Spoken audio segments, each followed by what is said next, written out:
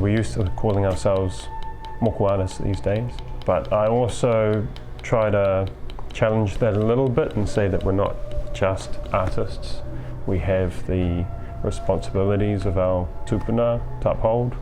We have the responsibility to uphold tikanga. So we're in that cultural worker space. So somewhere between those ways of working.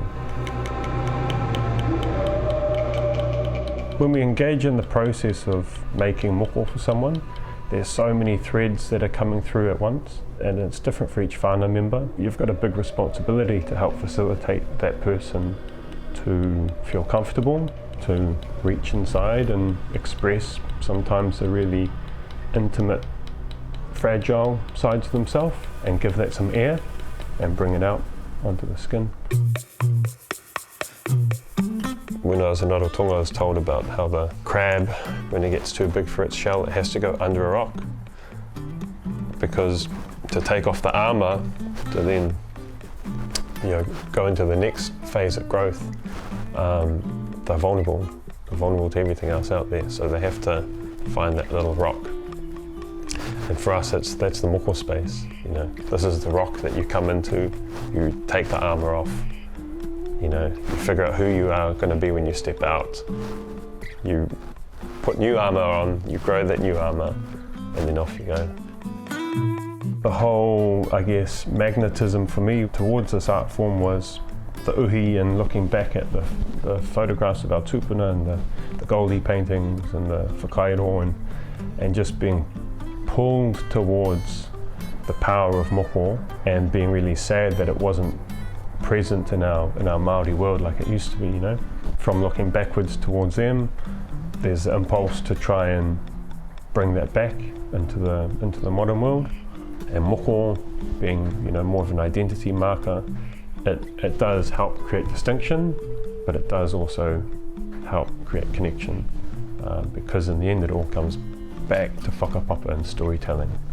And you follow those stories, and Tāwhaki all of a sudden is in Tahiti, and then, oh no, he's in Hawaii, and then, oh, Kupe is in Samoa, he's in this valley, and it just starts to branch out in all sorts of different ways. There's a real intimate relationship with my uhi. I've got a range of tools. They're all got wooden handles. I use a lot of kauri and a lot of mahoe. Really beautiful rākau to work with. Every day we have to maintain them. Every day I have to sharpen them, change angles, clean behind the back, recut teeth.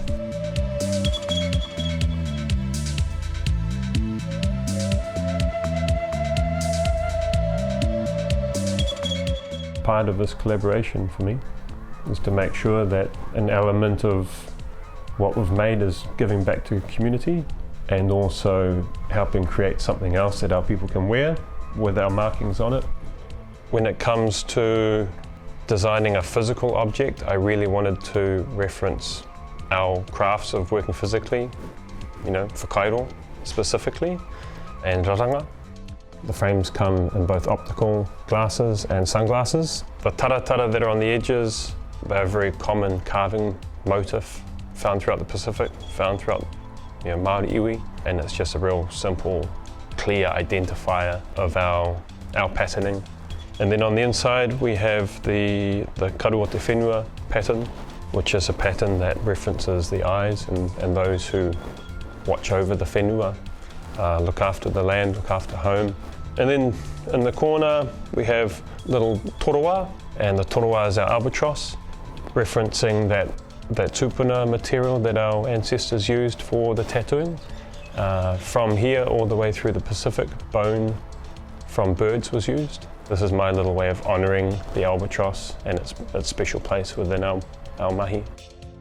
What's really beautiful about this partnership is that $25 from each one of these frames goes to the Fred Hollows Foundation, and they're committed to ending avoidable blindness in the Pacific. So their mahi is really awesome, and I think it's an important way of us giving back to the Moananui-a-Kiwa whānau.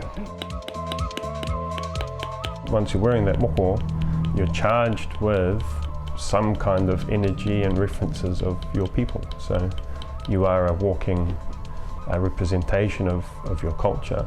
I would argue that's a very easy thing to do if you just walk towards it consciously, are thoughtful about how you want to grow into these things. And they're really beautiful guides. Hey, they are kaitiaki, they are kaiarahi for us to help us evolve into our next stage of our life.